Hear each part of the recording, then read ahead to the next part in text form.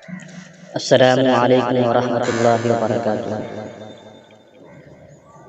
محترم سامعین، اصل عید کیا ہے؟ امید ہے کہ آپ تمام حضرات بغور سماعت فرمائیں۔ بسم اللہ الرحمن الرحیم۔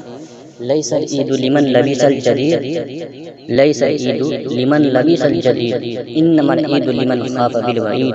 عید ان کی نہیں جنہوں نے عمدہ لباس زیب تن کر لیا، بلکہ عید تو ان کی ہے جو اللہ کی وعید اور پکڑ سے ڈر گئے۔ لیس العید لمن تبخر بالعود، انما العید لمن تاب ولا یعود۔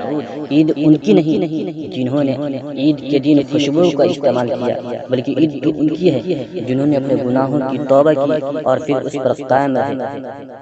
لیس العید لمن نصب القدور، انما العید لمن صعد بالمقدور۔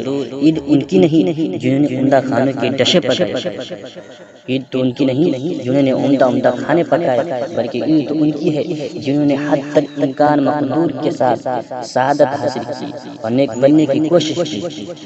لیس العید لمن تزین بزینۃ الدنیا، انما العید لمن تزود بزاد التقوی۔